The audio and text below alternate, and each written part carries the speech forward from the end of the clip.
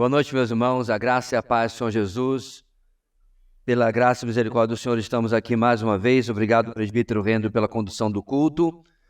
Vamos nos voltar agora para a palavra do Senhor, no livro do profeta Isaías, para onde peço que os irmãos já abram, no capítulo 14, onde vamos continuar o texto que começamos na semana passada. Esta caminhada neste livro de Isaías começamos há quase exatamente 3 meses, no dia 16 de julho, completando, portanto, amanhã 3 meses. E durante esta caminhada, irmãos, o tema do livro de Isaías, o tema geral, global do livro de Isaías, é este que está ali projetado. E eu quero convidar os irmãos a lermos a uma só voz, ok? Vamos lá? O Senhor removerá a iniquidade, trazendo a promessa por meio do reino e da pessoa do Messias. Bem, a essa altura, irmãos, da nossa exposição, nós estamos na mensagem que está dentro de uma divisão do livro de Isaías, vai do capítulo 13 até o capítulo 27. Esta seria hoje a terceira mensagem nesta divisão. Esta divisão de Isaías trata do julgamento e condenação, principalmente das nações ao redor, no cenário geopolítico de Judá, o Reino do Sul, que é o centro do alcance do ministério de Isaías.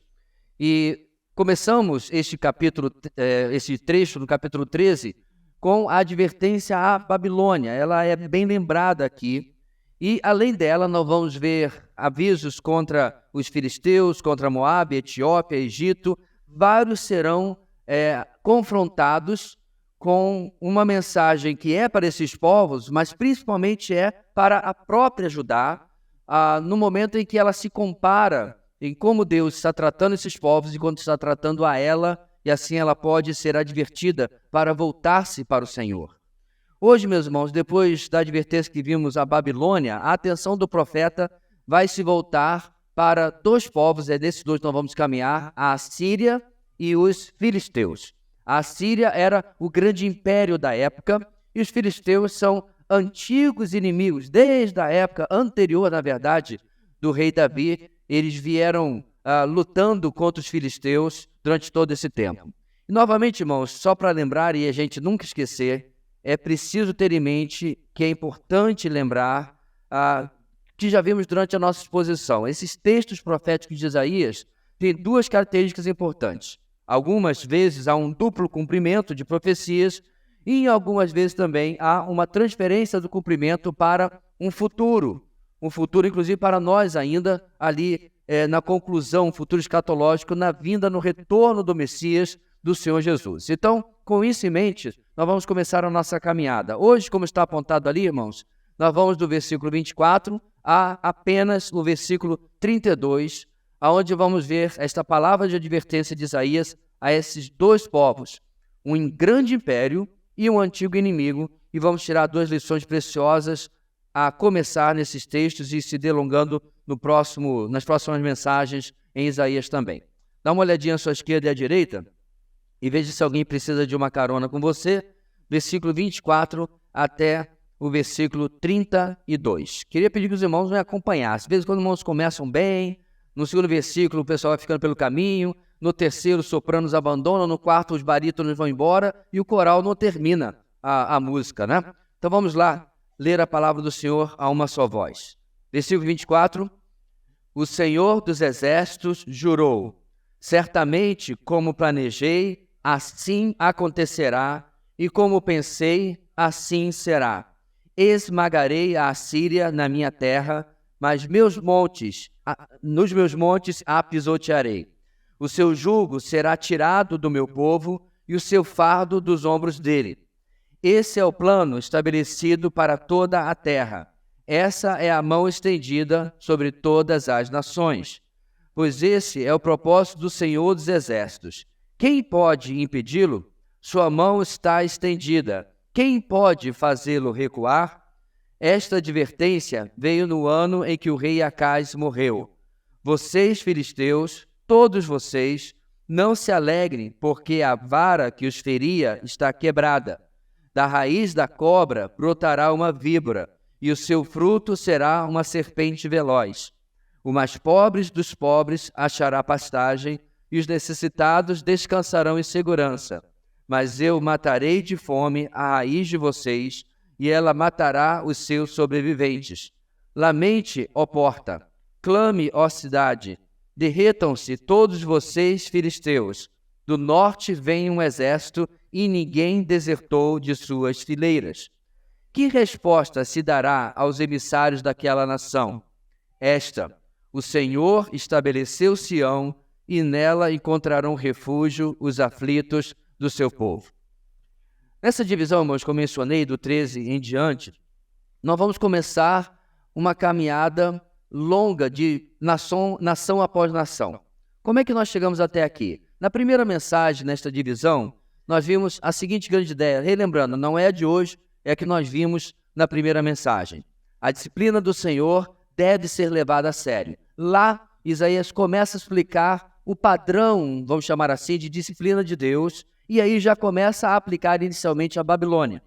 Na semana passada, na mensagem seguinte, nós, já no capítulo 14, do 1 até o 23, a nossa grande ideia foi, lembrando, a bênção do Senhor sobre os seus será destacada sobre a ruína dos inimigos de Deus. Isso porque o nosso texto da semana passada trouxe um contraste, mostrando primeiro a descrição de como o Senhor iria restaurar o seu povo e depois, para contrastar, mostrando a conclusão por hora da advertência à Babilônia. Digo por hora porque vem outros ais pela frente. A Babilônia vai ser lembrada várias vezes, um império que, diga de passagem, ainda estava a mais de 100 anos de distância para começar, certo? Bem, a partir desse ponto, até o final dessa nossa divisão, vamos estar debaixo, irmãos, da mesma grande ideia. Então, hoje e nas próximas boas mensagens, nós vamos lembrar da mesma grande ideia e vendo passo a passo a seguinte verdade. Os exemplos diversos da disciplina de Deus devem alertar os homens quanto ao erro dos seus caminhos. Os exemplos diversos da disciplina de Deus devem alertar os homens quanto ao erro dos seus caminhos. Eu entendo que este é o objetivo principal de Deus, em alertar, em advertir, em até ameaçar essas nações. Quem é o grande auditório de Deus neste contexto? É Judá, é o povo de Deus. É a ele que em primeira instância, em primeiro plano, Deus está falando. Em advertir essas nações, Deus está falando ao seu povo, hoje, eu e você. Preste atenção, veja como eu ajo e veja como eu tenho agido diferente com vocês. Por quê? Porque nós temos estado debaixo da aliança com o Senhor. Então esse aviso que começa no capítulo 13 será praticamente repetido nos próximos capítulos, serão variações do mesmo tema, apenas alterando o povo a quem é dirigido e trazendo lições peculiares de uma ou outra nação, e vendo como a mão justa e soberana do Senhor está agindo em toda a geopolítica daquela época. Isso só, meus irmãos, para nós, já traz uma lição para o nosso dia. Então, quando você abre o jornal, ou acessa a internet e vê o noticiário, saiba, a mão do Senhor está soberanamente regendo as nações, inclusive nas decisões ruins que as nações tomam. Deus está usando isso para conduzir a história até o seu grande desfecho. Isso seria também uma ótima oportunidade para abrirmos um parênteses, para entendermos, irmãos, o que começou na semana passada, o novo conflito que o mundo está passando, assim como tivemos outro iniciado este ano, como tivemos um iniciado ano passado, ou seja, todos esses conflitos têm participação no evento final da volta de Cristo, sem dúvida nenhuma. Agora, o que nós devemos ter cuidado é não começar a ficar fazendo adivinhações de cumprimento desta ou daquela passagem bíblica com este ou aquele evento. É só começar alguma coisa assim, o pessoal já fica esperando trombeta tocar. Calma aí, vamos ter tranquilidade. Deus está armando o palco e cada um desses eventos é mais uma tábua neste palco, é mais um pedaço deste palco se formando para que o evento final possa acontecer. Pastor, eu queria aprender mais sobre isso. Não perca quarta-feira, a 10ª Conferência de Exposição Bíblica, cujo tema é exatamente este, escatologia a partir do livro de Daniel, certo? Bom, certo, momento de mexer, né? Tem que fazer também. Quarta-feira começamos a ver isso. Voltando para o nosso texto.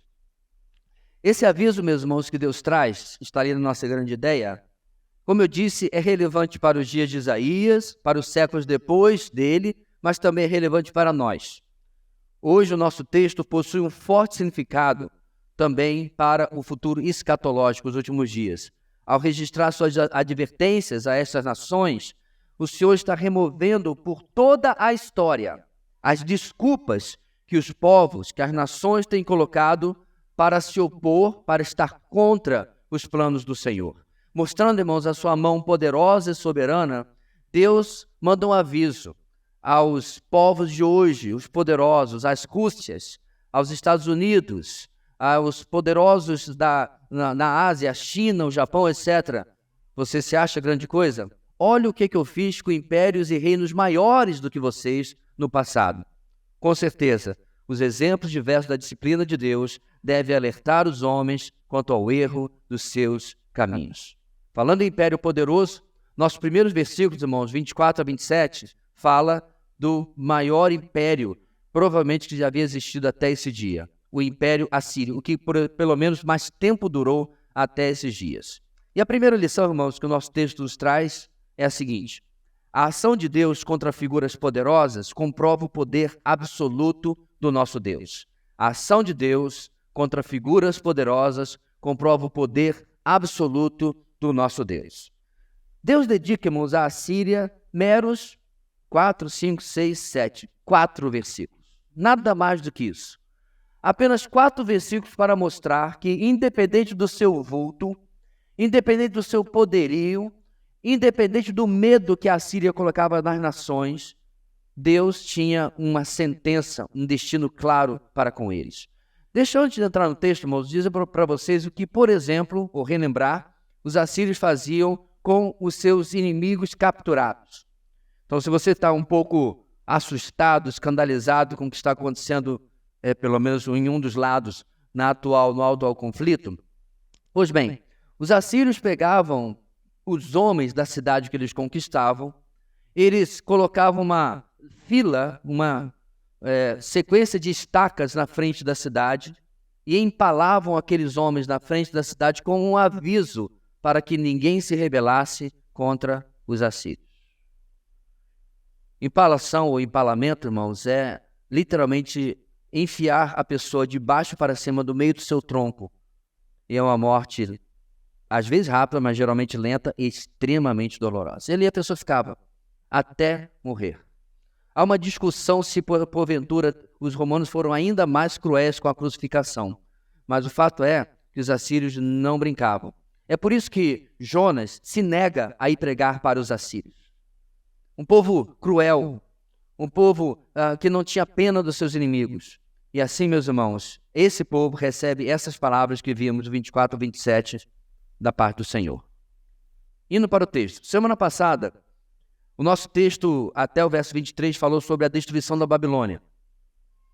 Os destinatários de Isaías certamente foram impactados pela descrição da destruição total que esperava este reino, que já era presente nos seus dias, a Babilônia já existia, porém que 100 e tantos anos depois seria um enorme império, maior inclusive do que o assírio. Mas agora, irmãos, no versículo 24 em diante, o Senhor volta a sua atenção para o império desses dias, o império assírio. Esse império, irmãos, havia começado 200 anos antes e ainda duraria mais de 100 anos. Ocupou territórios que hoje começam no Egito, passam por Israel, Jordânia, Líbano, Síria, Turquia, chega ao Iraque, ao Kuwait e parte do Irã. Todo esse pedaço do Oriente Médio, chamado Oriente Próximo, foi dominado, e o norte da África também, pelos assírios. Provavelmente, irmãos, um império que poucos poderiam pensar, inclusive, que um dia terminaria, que um dia acabaria. Mas, ainda assim, aqui está o profeta de Deus, desse país-eco deste tamanho, que era Judá naquela época, e em poucos versículos dizendo que exatamente isso aconteceria. A Síria iria cair. Esses poucos versos são uma expansão do juízo colocado contra a Síria. Nós já vimos isso lá no capítulo 10. Algumas mensagens atrás, passamos por ele. Apesar, então, irmãos, dela ser chamada de vara do furor de Deus, e em cujas mãos está o bastão da ira de Deus, lá no capítulo 10, não é isso? Porque ela foi usada por Deus também para castigar algumas nações. Aqui diz que ela seria julgada de maneira severa por sua violência e por sua altivez. Novamente essa palavra. O nariz empinado, o pescoço duro, a mão erguida, que Deus não tolera nem em um homem, nem em um rei, muito menos em um império inteiro. Os planos da Síria em conquistar e destruir Jerusalém seriam frustrados. Isso, inclusive, aconteceria nos dias do rei de Judá, Ezequias, aquele que é filho de Acais. E o rei da Síria seria Senaqueribe. Essa é uma passagem muito interessante, irmãos, porque ela é narrada em Crônicas, ela é narrada em Isaías, ela é narrada também, se eu não me engano, em Reis, ela é repetida em vários lugares, mostrando como Deus derrotou este rei sem levantar uma mão humana. Apenas a ação de Deus. Mas por quê, irmãos? Porque a gente vai chegar lá, está lá no capítulo 37, Senaqueribe era um homem extremamente arrogante. Deus não tolera a altivez. Levantou o nariz, achou que alguma coisa, a pessoa ou o reino ou o que quer que seja, irmão, se coloca como alvo de Deus. Não é até um folclore popular que alguém disse sobre o Titanic, esse barco, esse navio, nem Deus afunda. Não foi isso? Se é verdade ou não, irmãos, alguém construiu isso esta narrativa, porque a altivez, digamos assim, irmãos, é um chama para a disciplina de Deus. Por outro lado, o quebrantamento, a humildade, é um chama para a graça, para a misericórdia, para o amor, para o cuidado do nosso Deus. No nosso texto, no verso 24, ele já começa, digamos assim, mostrando os dentes. A expressão que nós temos aqui é o Senhor dos Exércitos. Já falamos em outra mensagem, como isso demonstra, irmãos, um tom forte, um tom de confrontação, um tom até de intimidação. Isaías manda esta mensagem dizendo não é apenas o Altíssimo, o Deus amoroso, ou o Deus de Israel, o Deus eterno, não. Ele é o Senhor dos Exércitos. Dentre todos os títulos do Senhor, este é o que mais comunica poder, vitória, guerra, reforçando a seriedade com que se está falando aqui. E Isaías reforça ainda mais dizendo, o Senhor dos Exércitos jurou, isto é, se de meros homens, inclusive eu e você, é esperado que um juramento seja confirmado com seriedade, que seja tratado de maneira séria, de maneira grave. Quanto mais, irmãos, quando estamos falando do Deus que não pode mentir. Então veja bem, meus irmãos, eu preciso dizer, meu irmão, eu juro que, certo? Deus não precisa, porque o caráter dele já o endossa. Quem ele é já o confirma. Quando Deus fala, ele não precisava dizer isso aqui. Então ele inclui o Senhor dos Exércitos, jurou para que os homens prestassem bastante atenção. Ele inclui isso aqui para que os homens entendessem que o seu juramento aqui aponta para a certeza de que o que ele está dizendo realmente vai acontecer. Não há hipótese alguma de não acontecer. Uma das coisas mais preciosas que temos, irmãos, por exemplo, falando sobre juramento, é a esperança da nossa redenção final. Não é verdade? Todos nós sabemos que temos um endereço certo, um destino certo, garantido pelo Senhor Jesus para cada um de nós. Ao que poderíamos muito bem dizer que esta é a nossa certeza da nossa redenção final. Não apenas a esperança, mas certeza. Pensando nisso, irmãos, eu lembrei de um texto do autor do livro de Hebreus. Lá no capítulo 6, ele escreveu o seguinte a partir do versículo 13. Acompanhe comigo. Quando Deus fez a sua promessa a Abraão, por não haver ninguém superior por quem jurar, jurou por si mesmo, dizendo, esteja certo de que o abençoarei e farei numerosos os seus descendentes. E foi assim que, depois de esperar pacientemente, Abraão alcançou a promessa. Os homens juram por alguém superior a si mesmos, e o juramento confirma o que foi dito, pondo fim a toda discussão. Querendo mostrar de forma bem clara a natureza imutável do seu propósito para com os herdeiros da promessa, hoje eu e você, Deus o confirmou com juramento, para que por meio de duas coisas imutáveis, nas quais é impossível que Deus minta, sejamos firmemente encorajados, nós que nos refugiamos nele para tomar posse da esperança a nós proposta. Temos esta esperança como âncora, como firmeza da alma, firme e segura, a qual adentra o santuário interior por trás do véu, onde Jesus, que nos precedeu, entrou em nosso lugar, tornando-o sumo sacerdote para sempre, segundo a ordem de Melquisedeque. Meus irmãos, o texto que está aqui vai mostrar a segurança que nós temos no caráter do nosso Deus, que nas coisas que Ele nos prometeu, Ele realmente vai fazer. Só que o detalhe, para nós Ele prometeu bênção, vitória, glória e tudo mais. Não é o que acontece aqui. Há uma confrontação de que Deus vai jurar e vai trazer peso sobre a nação, sobre o império da Síria. Não há espaço para dúvida, irmãos, quando se trata daquilo que o Senhor nos promete. Quanto mais quando Ele jura sobre as suas próprias promessas. Porém, para eles, no nosso texto, o juramento não é sobre algo bom, como eu acabei de ler no texto de Hebreus.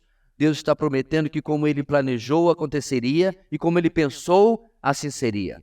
E aí o verso 25 explica o que ele planejou, explica o que Ele pensou. A destruição da Assíria. E percebamos, meus irmãos, que o Senhor não está contra a Síria por todas as coisas que fez, mas particularmente por ter interferido com o seu povo. A Síria, então, será pisoteada nos montes do Senhor para que o jugo e o fardo dele seja removido dos ombros do povo de Deus. Isso provavelmente, meus irmãos, não se refere à destruição final dos assírios e ao fim do seu império apenas, mas aqui o Senhor se refere à grande matança do exército assírio quando ele cercou Jerusalém nos dias de Ezequias. Eu quero quase estragar a surpresa desse texto, mas eu vou ter que antecipá-lo novamente. Lá, meus irmãos, aproximadamente 14 anos depois desse texto, os assírios cercaram Jerusalém. Eles já haviam conquistado Israel, o reino do norte, um grande cerco que fizeram a Samaria, onde literalmente as pessoas começaram a oferecer para comer o filho um dos outros, o reino do norte. E agora, segundo o pensamento assírio, era a vez do reino do sul cair, Judá. Olha o que acontece, meus irmãos. Por isso é Isaías capítulo 37. Por isso, assim diz o Senhor acerca do rei da Síria: ele não entrará nesta cidade e não atirará aqui uma flecha sequer. Não virá diante dela com escudo, nem construirá rampas de cerco contra ela. Pelo caminho por onde veio, voltará. Não entrará nesta cidade, declara o Senhor. Eu defenderei esta cidade e a salvarei por amor de mim e por amor de Davi, meu servo. Aí o que acontece, irmãos? Então, o anjo do Senhor saiu e matou 185.000 homens no acampamento assírio.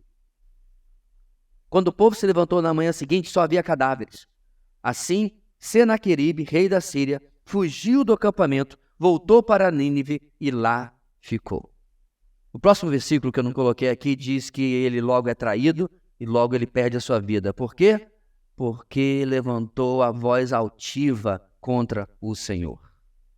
Então, nosso texto, meus irmãos, além, é claro, do final do império, que ainda seria dali a alguns anos, narra exatamente este evento. Nos montes de Judá, nos montes ao redor de Jerusalém, 185.000 assírios encontraram sua morte e o povo de Jerusalém não lançou sequer uma flecha, uma lança, não pegou a espada, não fez absolutamente nada. Eu mal espero, irmãos, chegar nesse texto, porque ele é um texto extremamente maravilhoso, mas ainda estamos um tanto longe do capítulo número 37. Assim, irmãos, usando o exemplo do que faria com a Síria, o Senhor está mandando um recado às demais nações. Olha o que está no versículo 26. O recado é que nenhuma nação que se opõe ao Senhor e aos seus propósitos ficará de pé. Esse plano é estabelecido para todo o planeta e a mão do Senhor estará estendida sobre todas as nações. O verso 27 completa dizendo primeiro que esse é o propósito do Senhor. Não é o único, mas é um deles. Isto é, ele esmagará o mal em todas as suas expressões, inclusive o mal das nações que têm corrompido o juízo e a justiça, que têm banido o conhecimento do Senhor e seus preceitos de serem preservados. Por exemplo, vamos falar da modernidade? Nas escolas, na mídia, na imprensa e todo tipo de conhecimento. E o texto termina dizendo que ninguém poderá impedir o Senhor, ninguém poderá fazê-lo recuar. Há um tempo atrás eu me encontrei com um vídeo, um documentário. Se não me engano, inclusive o autor, ele é de origem judaica, mas é um ator de Hollywood. E ele fez esse documentário onde todos que se posicionavam nas universidades, e se eu não me engano o documentário é só nos Estados Unidos, contra a teoria da evolução eram paulatinamente colocados de lado. Nas universidades dos Estados Unidos, cuja maioria são particulares, não como no nosso país, as melhores são as particulares, depois de um tempo, você tem uma antiguidade. Você não pode mais ser demitido, não sei quantos anos são 10 ou 15 ou 20, mas você já tem estabilidade por causa do tempo que você está lá. Então, o que eles fazem? Dão um departamentozinho para essa pessoa, não permitam que eles consigam patrocínio para suas pesquisas. Por quê? Porque eles têm publicado e pronunciado publicamente, falado contra a teoria da evolução. Esse é um exemplo, irmãos, de como a nossa sociedade tem tentado excluir Deus. Porque muitos desses que têm negado esta teoria, ênfase na palavra teoria, têm afirmado a ideia do design inteligente, de que o nosso mundo, que o universo foi criado por um ser inteligente superior, e muitos desses afirmam categoricamente que esse é o Deus e Pai, nosso Senhor Jesus Cristo. Isso não cai bem na academia. Isso não cai bem nas universidades. Eles querem uma explicação que não inclua esta ideia ultrapassada, no ponto de vista deles, de Deus. E a mesma coisa, mas nós estamos vendo em todos os lugares. Então, hoje em dia, se você se posiciona contra qualquer coisa que a mídia, que a sociedade tem empurrado, e especialmente se você é cristão, eles vão lhe chamar de fundamentalista, de retrógrado, e que você está querendo impor as suas convicções religiosas e assim por diante. O ponto aqui, meus irmãos, é que as nações têm se levantado contra o Senhor, não necessariamente com armas mais, mas com ideias. Mas ainda assim, nos lembra bastante o que está lá no Salmo número 2, que já lemos nesta exposição, e gostaria de lê-lo novamente.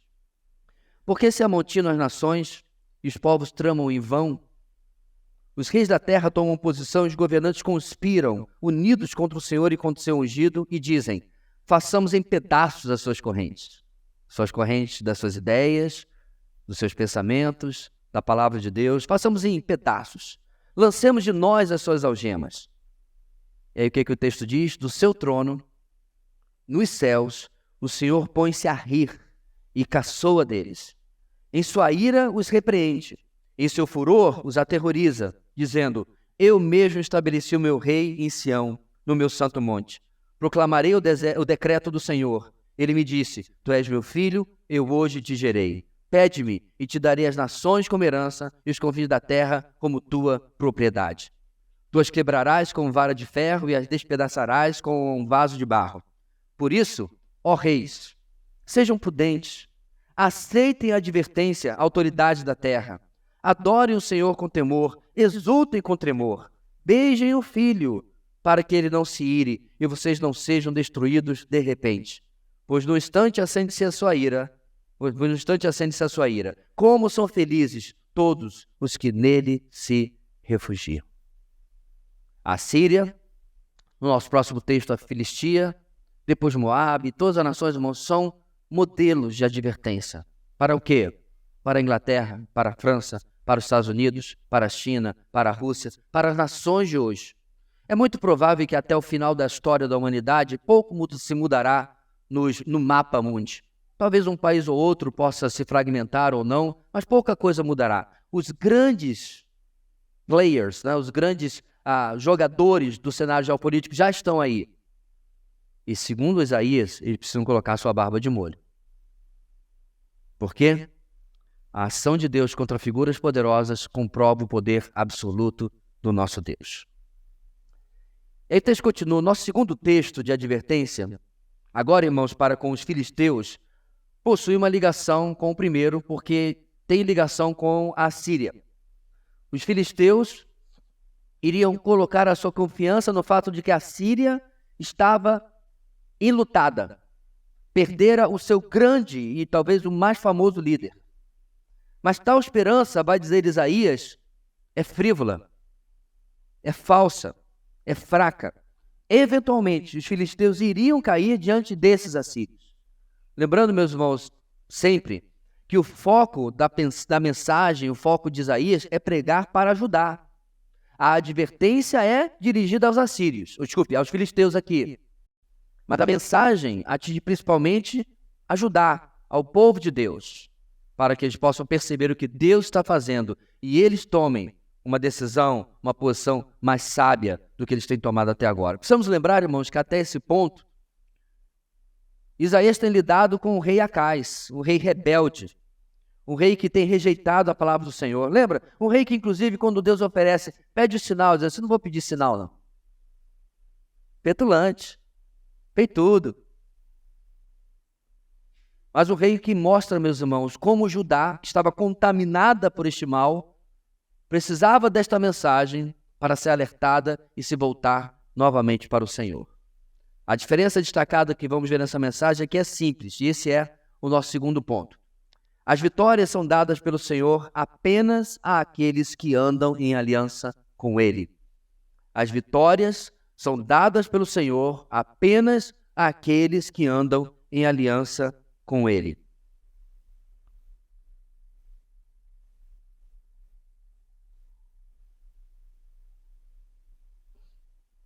O nosso texto começa, irmãos, no verso 28, ambientando a gente quanto à cronologia. Não quanto à cronologia de quando iria acontecer, mas quando essa profecia foi entregue por meio de Isaías. O ano provavelmente é 725, quando o rei Acais morreu. É como o nosso texto começa. Diferente do seu pai, Ezequias, o próximo rei, que substitui Acais nesse mesmo ano, diz o texto, fez o que o Senhor aprova, tal como tinha feito Davi, seu predecessor. Ezequias, meus irmãos, começa a reinar com 25 anos. Isso me chamou a atenção, porque durante 25 anos ele presenciou a pessoa rebelde, a pessoa que rejeitava a palavra de Deus, Acais, o seu pai. E ainda assim, Ezequias não foi contaminado por ele. O que mostra, meus irmãos, novamente a misericórdia de Deus sobre o povo. Não permitindo que apenas um rei ruim após o outro viesse na linhagem, mas aqui e acolá, um rei como Ezequias entra. Um rei, diz o texto, que fez o que o Senhor aprova, andou nos caminhos de Davi, o seu antepassado, né? A ideia aqui de predecessor. Muito bem. Mas voltando para o nosso texto, a nossa advertência acontece, como eu disse, no ano em que o pai de Ezequias morre, Acais, e ela é dirigida aos filisteus. E uma curiosidade, meus irmãos, é que eles habitavam exatamente aquela área que hoje é conhecida como faixa de Gaza. De fato, a cidade de Gaza está na Bíblia e é uma cidade que era a capital de um dos... Os filisteus eram divididos em grandes poderes dentro deles. E uma das capitais era Gaza. Você tinha também Ascalon e Asdod. Essas estão já dentro hoje do território israelense. Mas enfim, meus irmãos, esta cidade de Gaza, dos filisteus, era pertencente a este povo que Israel falhou em expulsar na época da conquista da terra, nos dias de Josué. Por quê? Porque a terra que Deus havia dado ia até abaixo da fronteira dos filisteus. E, infelizmente, o povo dos dias de Josué não cumpriu tudo aquilo que Deus havia determinado para eles. Bem, os filisteus iriam se constituir um dos maiores inimigos do povo de Deus. Inclusive, é contra eles a famosa história de Davi e Golias. Ele era filisteu, era deste povo. Então, durante séculos e séculos e séculos, era mais ou menos um fla-flu. Era um contra o outro, e vendo quem tinha mais ou menos vitórias e derrotas, isso se arrastava durante muito tempo. Os filisteus ainda vão durar, meus irmãos, aproximadamente 500 anos ali naquele pedaço de terra, onde depois finalmente eles vão ser varridos do mapa e não se tem mais notícia deles. No verso 28, depois sabemos quando isso vai acontecer, essa promessa foi dada, nós vemos que os filisteus estavam alegres. Por quê? Diz o texto, porque a vara que os feria está quebrada. Essa é uma referência, irmãos, à morte do grande líder mesmo de todos os reis assírios, talvez o maior, Tiglat-Pileser III. Isso havia trazido alguma esperança de alívio quanto às novas agressões assírias. Porém, no texto, eles são advertidos de que não soltem os fogos de artifício ainda. Cancela o champanhe, não, cancela a festa. Não é hora de se alegrar. A proibição negativa até de Isaías exorta os filisteus a não se alegrarem com a morte desse adversário que usou a vara para oprimi-los. Nem tudo estava bem ainda e o perigo ainda não havia passado. Tiglat-Pileser III, diz o texto, foi a raiz. E geralmente, meus irmãos, raiz brota, ok? E ele é raiz mencionado no verso 29, ele era essa fonte real, no sentido de realeza, da onde viria uma nova geração de governantes, ou seja, ele fez escola, ele treinou líderes, ele treinou pessoas que iriam substituí-lo depois. E esse temido rei assírio, como uma cobra, seria substituído por algo pior, uma víbora venenosa. O seu sucessor, o seu fruto, seria uma serpente veloz, uma serpente ainda mais perigosa. Ou seja, cancela a festa, porque nem tudo está tão bem como vocês estão pensando. A razão, meus irmãos, para eles não regozijarem é que as coisas ficariam ainda piores quando o novo rei tomasse pé do império, né, tomasse situação do que estava acontecendo e retomasse os avanços, as iniciativas que Tiglat-Pileser III havia deixado por fazer. E assim, meus irmãos, o império continuava dominando e continuava se expandindo por todo o Oriente Médio e por todo o Oriente Próximo. Diante dessa falsa e temporária segurança, no verso 20, nós temos um contraste apresentado. Uma vez que haveria um espaço de tempo entre um rei e outro, eles experimentariam um tempo de suprimento e segurança. Acompanhe no verso 30. Mesmo os mais pobres e necessitados seriam atendidos. Mas, como diz o ditado, a alegria de pobre, pois é, não por muito tempo. Logo, os assírios viriam novamente contra eles e viriam acompanhados de fome e de morte. Os ataques e cercos que os assírios tentaram contra Judá e que não funcionou, agora iriam funcionar contra os filisteus. A história diz que eles cercaram as cidades fortificadas dos filisteus, os reduziram à fome ali dentro, igualzinho eles fizeram com Samaria, até o ponto deles se renderem depois de já perderem grande parte da população. Portanto, meus irmãos, diante disso tudo, os filisteus são conclamados, no verso 31, a lamentarem em lugar de regozijar. Eles não possuíam o que Judá possuía, isto é, a proteção do Senhor. Então agora não era tempo de regozijo, era tempo de lamento. O verso 32 aponta a parte final dessa advertência aos filisteus e também traz uma mensagem velada para Judá. O verso 32 talvez seja o mais importante, porque diante de tudo isso, eles pensam no cenário que está, vamos fazer uma aliança com Judá. Diante da morte de Tiglat-Pileser, eles pensam, agora é o momento certo da gente se juntar em uma aliança.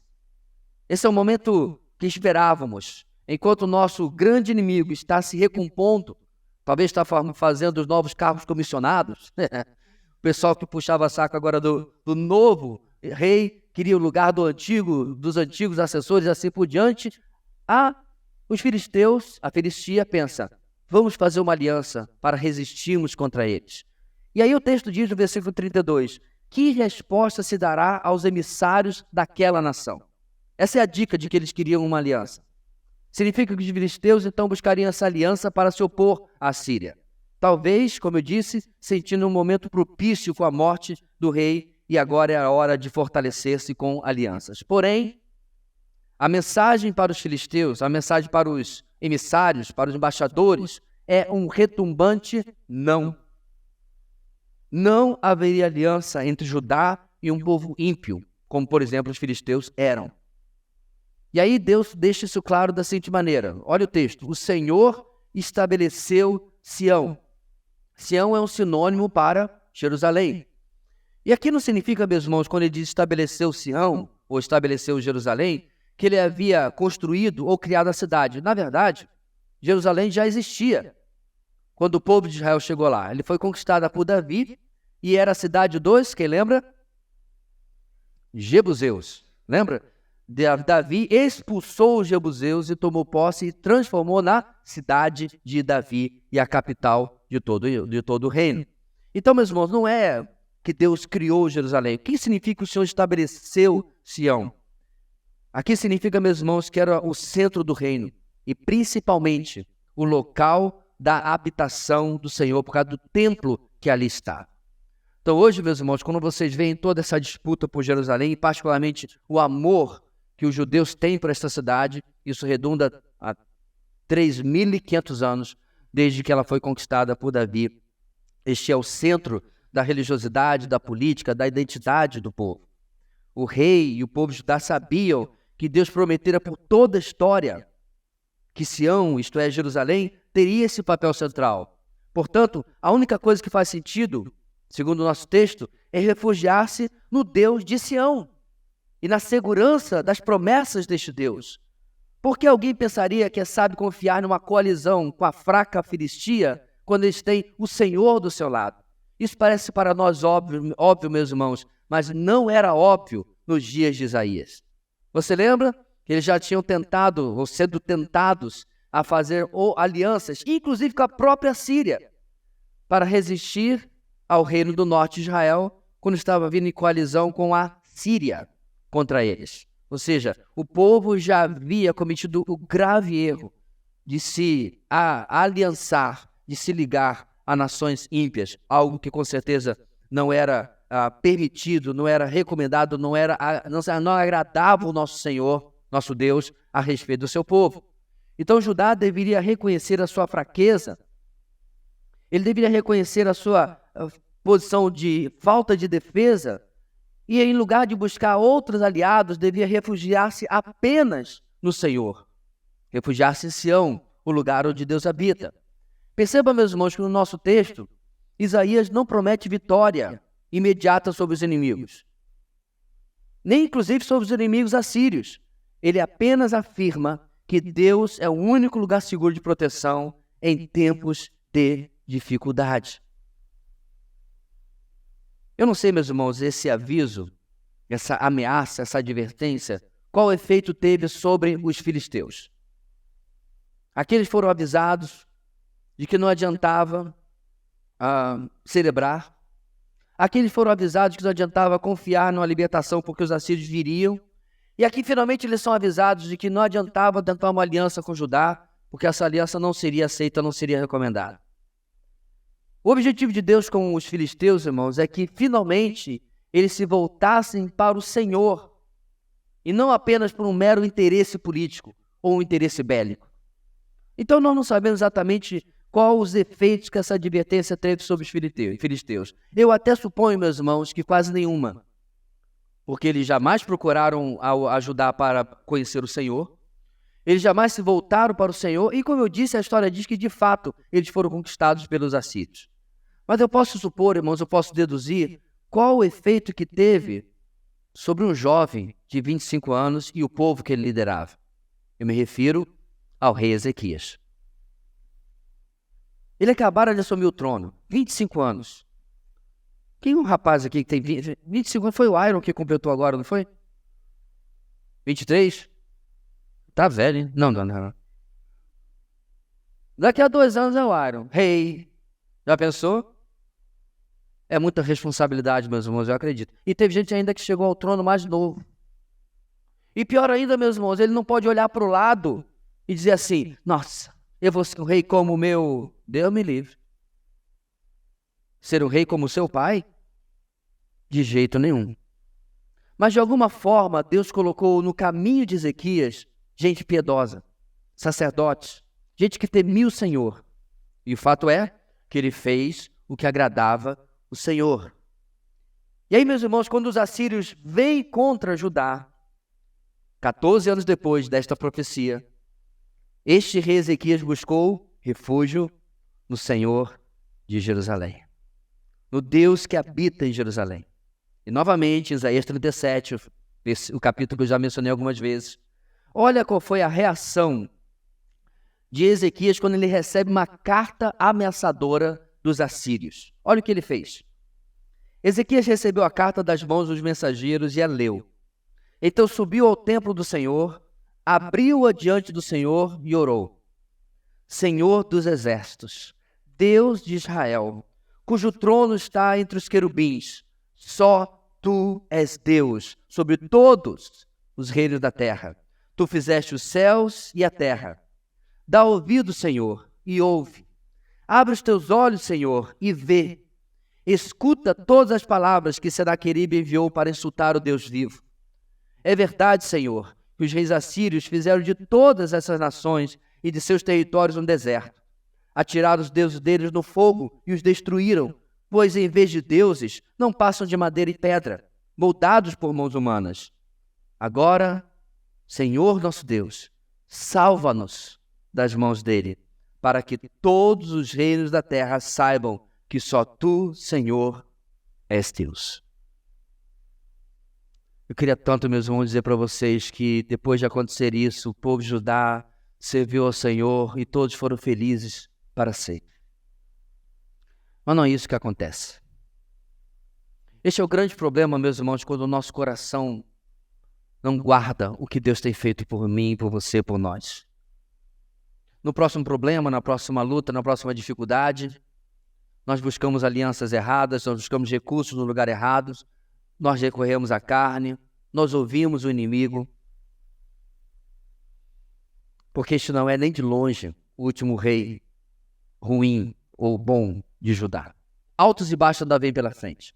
Nós ainda temos pela frente o famigerado Manassés, lá nos dias do profeta Jeremias, que era tão ruim, que oferecia os próprios filhos em sacrifício queimados. Qual é o problema do ser humano, irmãos? Quando nós, diante de tudo isso que Deus faz, escolhemos outras alternativas. Diante, meus irmãos, do aviso que Deus traz à Síria e diante dos avisos que Deus traz aos filisteus, algumas lições nós podemos tirar para nós. Primeiro, em relação ao primeiro ponto. Como nós enxergamos aquilo que este mundo chama de poderoso, famoso, rico, célebre? Com inveja? Queria estar no lugar dele? Será que a nossa perspectiva é igual ao do mundo, de ansiar ter aquilo que esses têm? Será que reverenciamos o que o mundo reverencia? Ou será que o tamanho do nosso Deus torna tudo isso pequeno? Mostra tudo isso como passageiro? Mostra tudo isso como algo pífio perto do poder verdadeiro que tem o nosso Deus? Ninguém pode evitar, meus irmãos, a questão da disputa da nossa confiança. Ela está constantemente sendo disputada entre o bem e o mal, entre o Senhor e um monte de outras coisas. As pessoas ou acreditam no que Deus diz que fará, ou orgulhosamente as pessoas procuram seus próprios planos que são melhores. E nós não estamos imunes a isso. A tentação da independência é real e nós não estamos imunes a ela também. Quando pessoas tomam o caminho da arrogância, especialmente e infelizmente, irmãos, aquelas que professam ser crentes em Cristo, e terminam rejeitando os planos que Deus tem colocado para a sua vida e tentam se levantar como governante de suas vidas, elas estão, meus irmãos, na verdade, tomando o lugar de Deus. Eu lembrei do texto que nós vimos alguns dias atrás, falando do rei que eu vou subir até acima de Deus, do trono e tal. E quantas vezes eu e você temos a mesma perspectiva, não porque fazemos iguais a eles, mas fazemos do nosso jeito e nos colocamos acima de Deus. Nós precisamos lembrar, meus irmãos, que o destino deles, o destino que a ira de Deus passa para eles é a humilhação, porque Deus não aceita um coração altivo. A ação de Deus, irmãos, em derrubar figuras poderosas deve mostrar não apenas o poder absoluto do nosso Deus, mas deve nos levar a entender o quanto precisamos e podemos confiar neste Deus e naquilo que Ele faz por nós.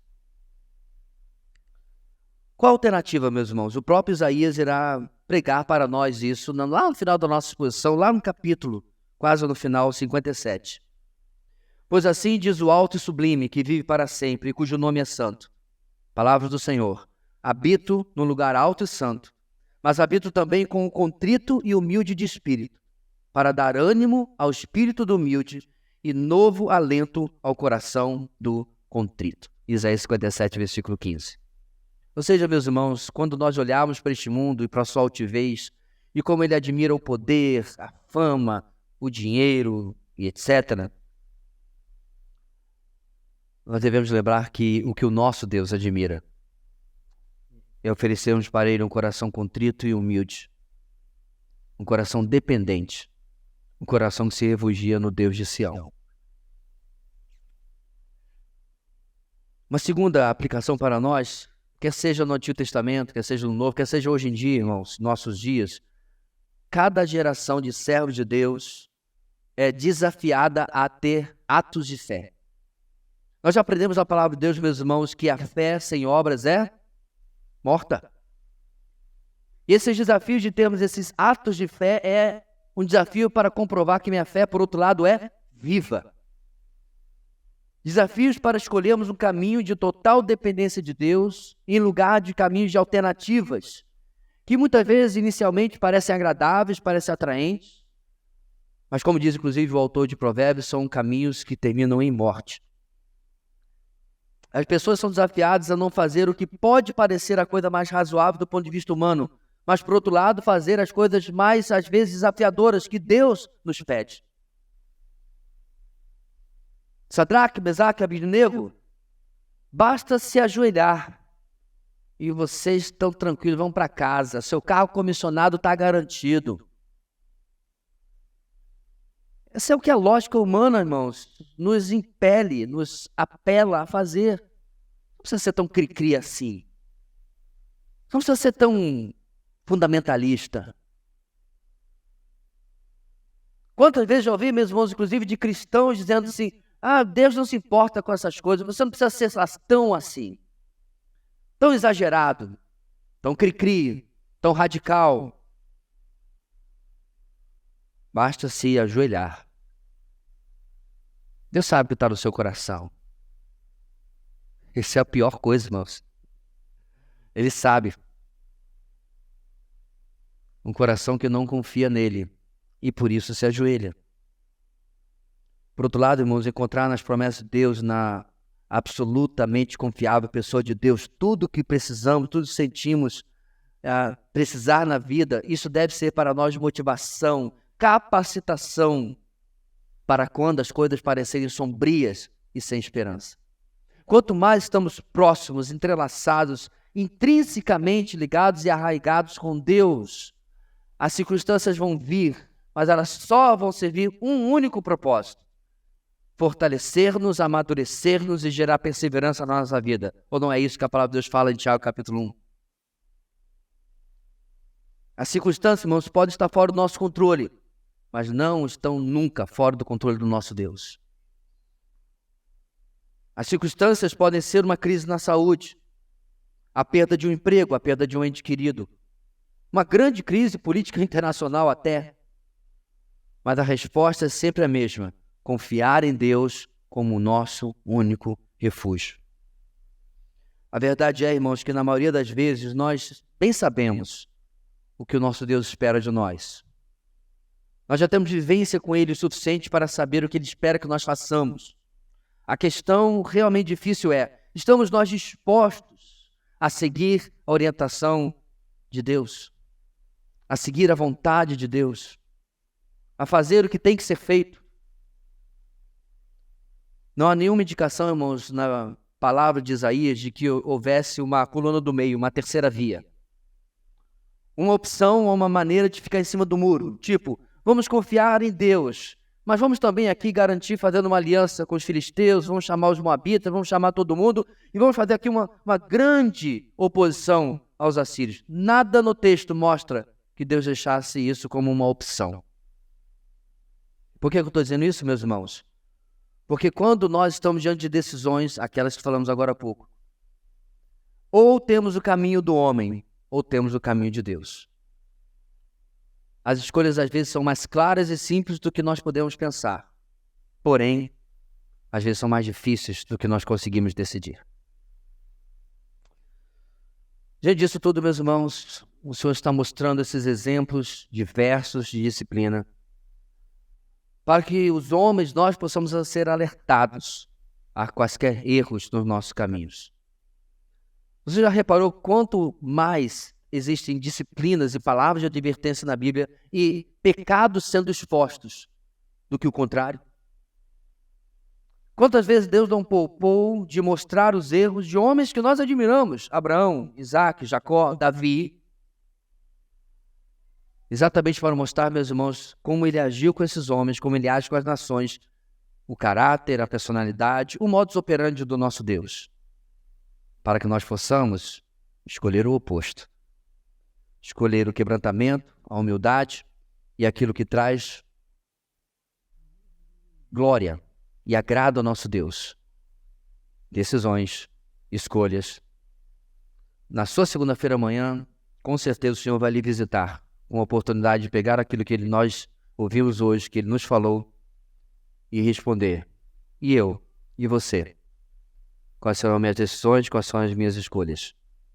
Como eu vou reagir àquilo que Deus tem colocado diante de nós? Que nos dê graça para respondermos, irmãos, de uma maneira que o glorifique e o agrade. Amém. Deus querido, enquanto estamos vivendo na sociedade, no mundo, nosso trabalho, escola, academia, o que for, dá-nos, ó Deus, condições de fortalecer-nos para sermos radicalmente comprometidos com a verdade e com a Tua vontade. Radicalmente e humildemente comprometidos em fazer o Teu querer. Ajuda-nos, ó Deus, a compreender que o Senhor não se dobra diante de poderosos, o Senhor não se dobra diante daqueles que não querem uma aliança contigo, mas também o Senhor espera a tua vontade sendo cumprida naqueles que te buscam e dizem estarem aliançados com o Senhor. Dá-nos uma semana abençoada, uma semana em que ouviremos mais da tua palavra na nossa conferência, que todos esses recursos, irmãos, esses recursos que receberemos como irmãos, todos os recursos que receberemos como teus filhos, possam encontrar lugar em nós, possam encontrar guarida em nós. Abençoa durante esta semana, portanto, desta maneira o teu povo. É o que oramos no nome de Jesus. Amém e amém.